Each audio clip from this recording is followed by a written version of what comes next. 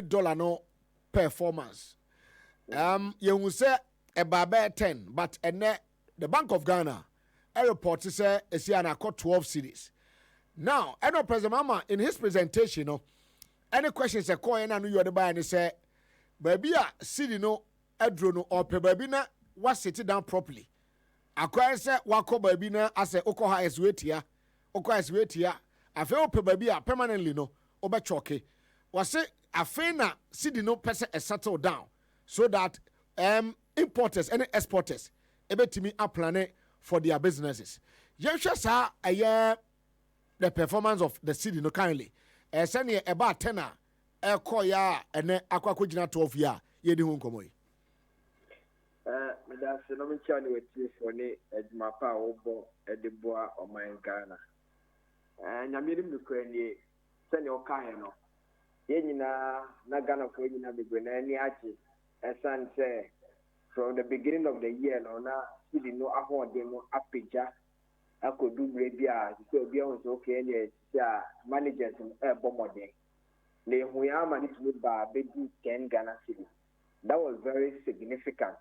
Nana obodu na so hwema edifa so bebre ebae ama Ghana ko nya ahoto translate to the point say inflation na price of goods and services na back na interest rate so back the agency has also controlling foreign exchange and I say Cedi dollar no a boy economy ni say Ghana economy no to a larger extent import dependent na say the takra no money be free amanoni at the bank Ghana in the time now Cedi no etime ba be do 10 Ghana cedis no na say Cedi no as comparable to the foreign currency no Cedi na be a good estimate the dollar. Ekina people will etime cranioma e the free amanoni e the bank Ghana. Now because the economy is import dependent, prices of goods and services will be so clear. And it's in your money that free amanoni the bano. The now say yes, it's so. It's say more, say oil, say cichiri, say a biscuit in your mouth. Won't send your money in a not so ethical. It's an import no abe very cheaper. Now a good thing. I bought on my own. But while suddenly air no, now there was another negative setback to the economy of Ghana. Now that negative setback, then they say the economy to another extent also no, export dependent based on some particular products. Be it from gold, be it from timber, be it from cocoa, and other exports also. Now say a basana na say your exports no are more expensive to the foreign communities. And it's in so also a person making profit or beko baby your money more competitive. It's all the cranium in free Ghana. Now one the cranium in free Ghana and I say your export volumes so they say I subete no. Now say so and simple cry say exporting your mana. Yes, it's can the Cedi equivalent now. You don't say exporters and boka bedri. And this was the two scenarios on our agency. And you don't have to go in for excessive appreciation of the city. And secondly, you don't have to go in for excessive depreciation of the city. And if the economy is supposed to be said, you must be able to reach an equilibrium. Equilibrium, it will be an market forces, the forces of demand and supply. But to the managers of the economy, Omar Chair say, Omitma manages Cedi, I'm not going to do 10 Ghana cities. Now, a bit do honorable, you who for so buy. But the same managers who say, Sardina or Moyano, maybe how a export volumes and export value. And it was being done at a cost to the state. It's area done to the cost to the state, what do you need to do? You must be able to find a middle ground. And it is I didn't do the Bank of Ghana interventions, exporting inflows, now I say reserves, now supporting the economy. It might be do 10 Ghana cities, Or we say a high economy, or more change for Canada, or more easy those restrictions.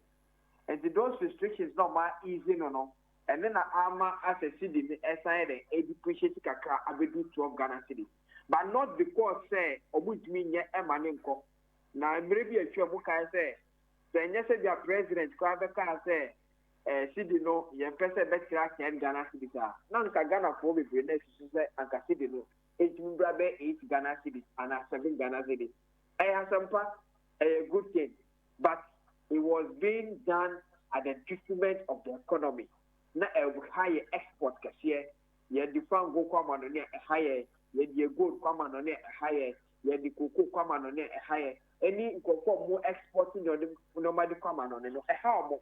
E je basa na ye see ye pese boama Ghana for ejuma economy.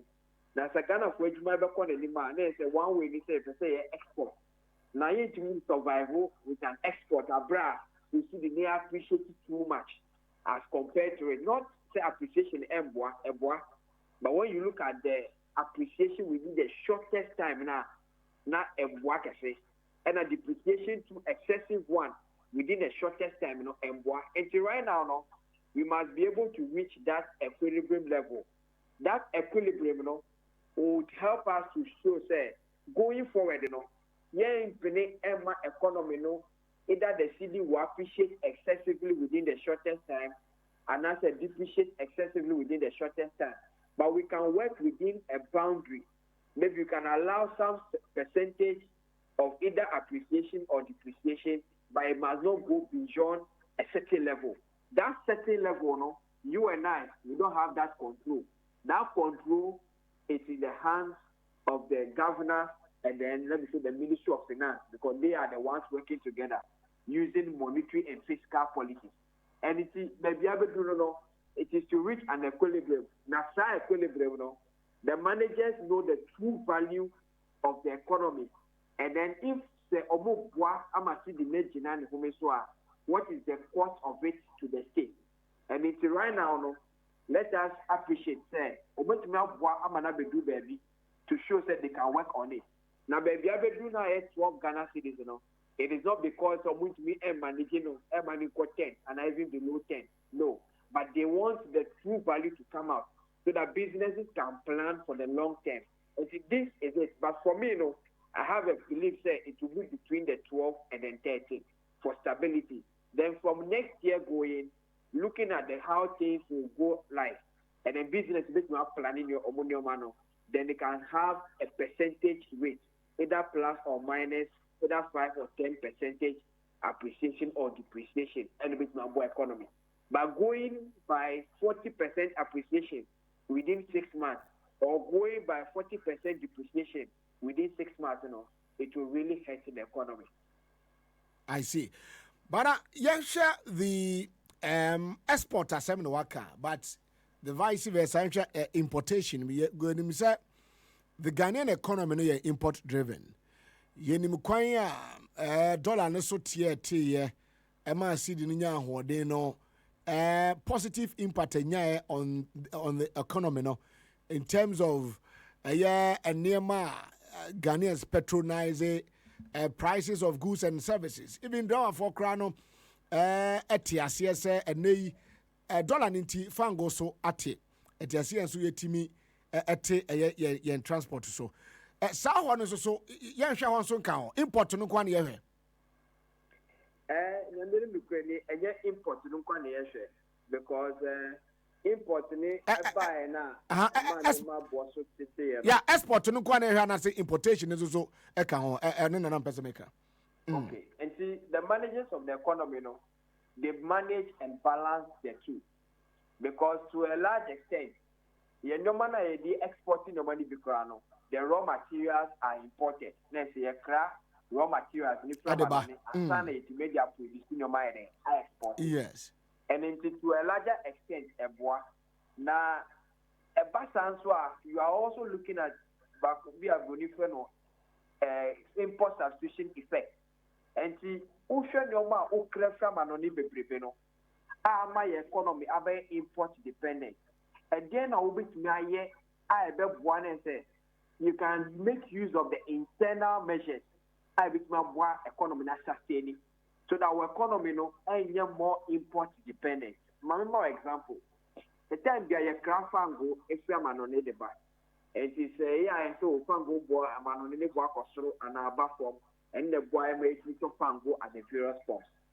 Now the internal measure can you see now yeah I bet my boy the economy then say there was storage facilities I bet my boy ana aside storage facilities you know yet me refani yanka say fango no Ghana hana because this is an internal measure so to me putting in place so one can so bet me refining while petroleum products in Ghana has here it doesn't depend on the foreign currency where economy a bit master steady. Seba let's say no back where man no for cost of Ghana electricity tariffs. Now electricity tariffs you know it go fan go near the power thermal plants you know liquid fuel.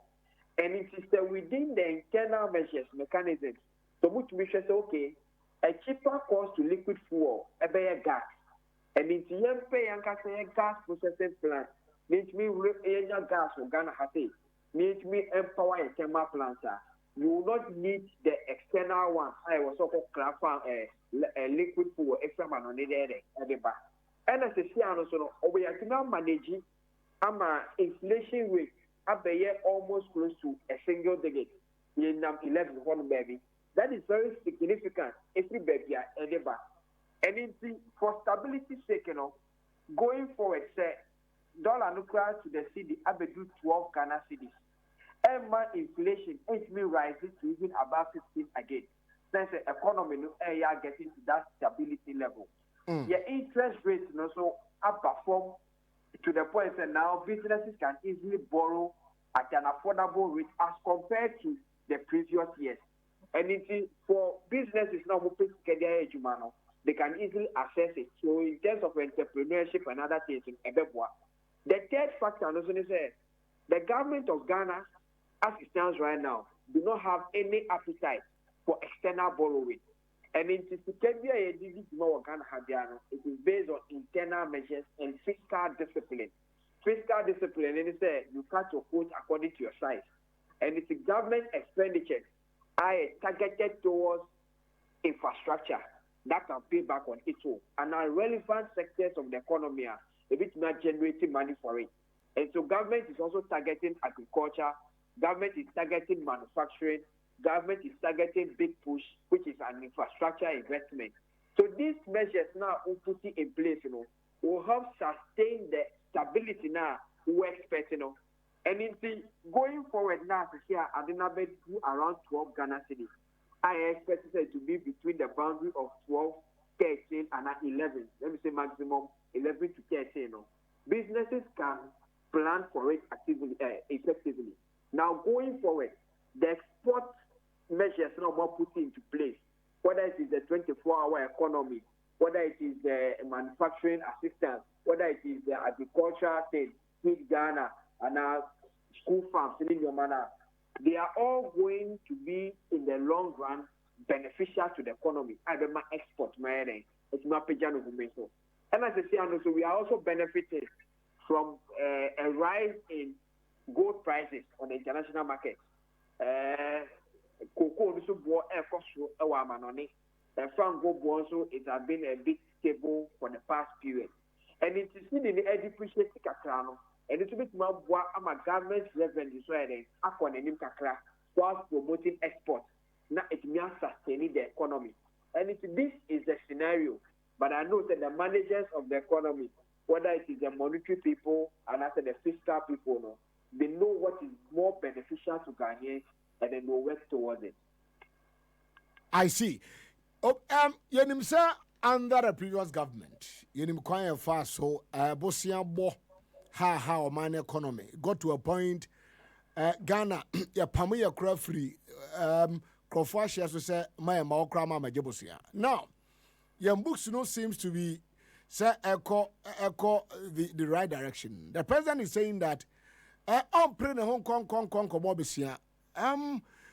You better fund your project out there. Government sanka aja enka kwanya bana na your books no ratings square bano put you my good name.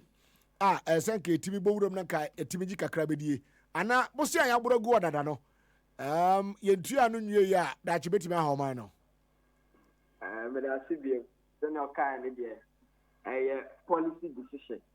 And also actually nipa korona or manage the economy ni so ni the buy obi na ka bi say anka ebosia bonko na di manage economy anka no na efe enti se odeka na wako bank ana ba bi no akọ bosia na o de abeta aduane adi na we live peche na also obi na me oga and it is simple to do but when it comes to the management of the economy it goes beyond certain things. You must be more innovative and you must be more critical. And what's the Ghana economy na say? It is also the economy na say that is where you'll be able to offer solutions to it. Senior Kayano, now your economy is more import dependent. It's the import dependent time you have can money from Anonedia back. It is all common on the Nasa Bobosiana or the Bagana. Not that the Cocrano money the bar. Oh, boy, will be on my no aquanim, a brown cock from Bachelor. And today now we are with me one export aquanim, Onya Wejuma. And now, oh, per se, Okaman on the Bobosiana, Bosiana on the Bano, and he now with the share. Who did a journey, no other sorry, not a commando. Another who investing into critical sectors of the economy. So for the past years, near Bobosiana Bebrina, but Bosiana boy, near the luxurious lifestyle. I am investing into any critical infrastructure. And it is the luxurious lifestyle and the beginning say government and the office of government machinery or more allocation when it comes to budget. When you look at the ministers or the government size and so also expenses in it, they are all into consumption and then recurrent expenditures are. And you don't generate this kind of money. But right now, no. If you don't want to go to the market and go and borrow, then you are investing money into capital infrastructure. And then you say the government of Ghana had that they are allocating almost 14 billion Ghana cedis into big push. Anytime over your work when here, you know it goes a long way to make movement easier. Now, conform also adding your foodstuffs and buy every. Let me say the villages and the farming areas and the back it reduces their cost of production and their cost of operations. I want Koma for. And it's we investing into road construction. That is a good thing.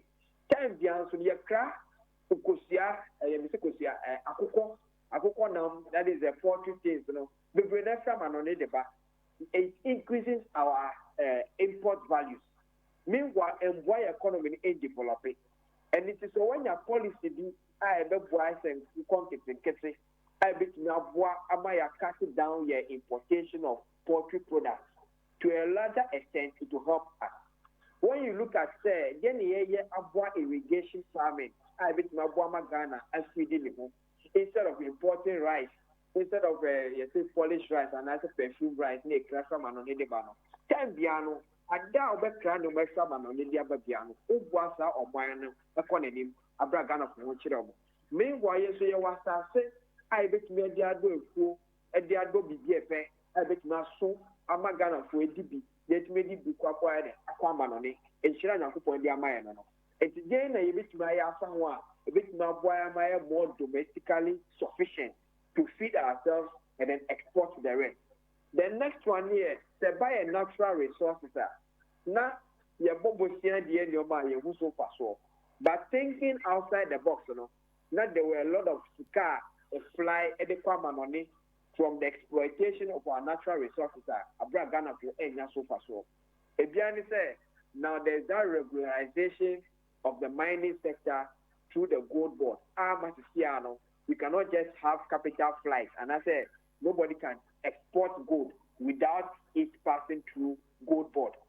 So, statistics now, even gold board exportations now, they have one for Ghana reserves. We are talking about $6.6 billion as it stands right now. That is even more than a figure for the period of 2024. And when you regulate things very well, Ghana for another example, as the president said yesterday, about $42 billion. That year, expected a bit maybe I importing the Oma. Not coming, Babaso. Over $42 billion dollars. I expect to be media crown your media back and I say that's kind of free or coin. A Brian just so possible. And it means that people are deceiving the economy. People are taking advantage of the loopholes of the economy and nobody any. But as managers, you look at the loophole, then you find an innovative way which one stealing that loophole. Immediately, when you steal that loophole, then the benefit will come to Ghana. But in the previous past, it's like people were more interested in maybe personal benefit than say work or mining in a. Because now we can say $1 and that even 12 Ghana cedis. And you'll be on an energy. Obinyanka encobe 20, 25. Next on the dollars or on Uncle Cra. Next or Cordanina when you seek a degree. Yeah, $2 go a person as a microphone. We read our 10 do 10 Ghana cedis. Ebinya kwa nkomebo president Lydia. Ebinya kwa nkomebo oma nkomebo manage the economy. Say they have been very insensitive. But they were taking a decision about the collective nature. And to unam proma no be any oh, as I say mo kwa ya so, fango kwa ya so, ya si we say. But somebody say on personal interest and Canada dollar ne extra at 20, 25 and at 30. Ni aka say okay, the dollars no on opposition you can easily make money. But it is about being innovative and then be truthful to yourself. Say, yeah, to me, and hear the same thing over and over and believe, say, it will get the good results and a better result. And it's not always should we be, say, you are capital market, near easily generate the money internally. Now, such a kind of Ghana Hakrano, and then it is like times they are no yet the consumption. Abra find investment. It is a do say for Ghana. Once the finance minister now should be done also. How will I be able to raise the money? Just Canada went to here. Na capital market work at you say, is here no, you are close to. Point member and Bobo Bill. Then your ratings by these international rating agencies on a form. Immediately form behind that means that people have lost confidence in the economy. And then the investors will no more invest their capital into an economy that is not investor friendly, and I think they don't have confidence in it. You need any idea the monitor in terms of say yeah tamusika idea from money idea kwama on it one more data yen say yeah the $42 billion yeah kwakoto niema it ba yeah the niema worth of that amount to know the day share economy anymore because taking 42 billion out of an economy no we economists unim say a very serious mechanism bi ani hono mo a wo mo a ye mom sika ebi asumasi ono no or a foreigner wa bibie company o hanom taxes o tua na afei ne faso onya no de ko but me dada economy me dada ban se sika me de koyi me kwakwakoto niema e de aba be she economy mu no ye nim ade bi a hono mo a ye betimi dia monitor the activities no me da sibio Ghana had law bia epegiano ibu Ghana had I say wakodi boni na ya fro sebra staff common room terminal where no e hono na bo say boni awagi no so onim say humra wo hokra bo say yakutwa abro na aka cho say ni sin ne etie empempie no it is about the enforcement and how to ensure that the regulator is more efficient. And that enforcement, and when you know, the order no need some mandate nationally, and also no be efficient. And so no one efficient, no one effective monitoring now, and no which be BT system anything. Because send your obina kind obina developing virus, obina developing antivirus. They all know what it is. And the Washem Ranegu one Obisu FP another smart way, and they are beating the system. But immediately, I will be more forceful in terms of monitoring and enforcement. You see that the Pacono Yem crash is a mayadi we are. I should give away the Wahono, and it's all your fan or Junu. But over the past year, you are living some liberal lifestyle when it comes to regulations and effective monitoring. And now, Master Animal United agency. And in the by the saying that to me, it discover this lump sum of money, it's the economy of Ghana without the needed benefit for it. And then it means that right now, somebody is doing what is expected of him or her, and I say somebody is being more efficient for the reason why they are being paid. And if you hear me, it is for the total benefit of Ghanaians. And so most times, the laws that regulate every single thing is there. And at the end, what you go, then you can say, Lord, you are what? I as a human being, they grow. And it says, yeah, law they buy in the year 2000 and 2005. And then no matter what, and it will not be able to deal effectively with the current circumstances. It's the reason why it may amendment needs me bringing stakeholders to a round table. Near who said, again, it is a bit my I improve law way, and I say, but when the one out there, and you say, I want to stop this problem, better than what you go together, say, Rocky a great. I find a solution. Let me block this loophole in the system. Then, if they are not able to do that, then it means that the country will continue to suffer. But to a larger extent, nobody there is always a law and a regulator that is to ensure that the right thing is being done. But most times, we just compromise over it because of either personal agenda and as based on friends and family, and as we just try to seek for individual benefits.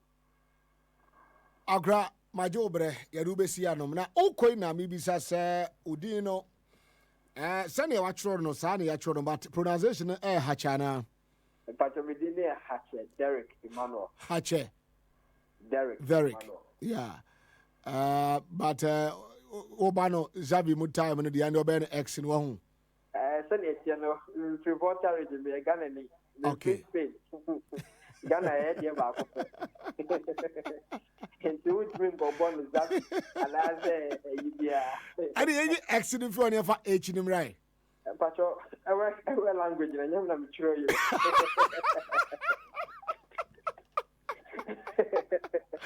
Avo akpana mi Thank you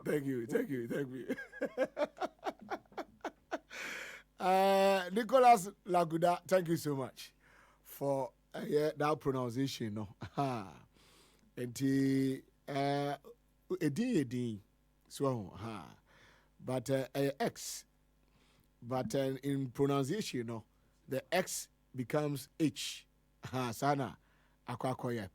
I say education, education. The D becomes J. T. Yes, I more phonics and one pronunciation. I don't know. Oko school, papa, yeah, go Presby.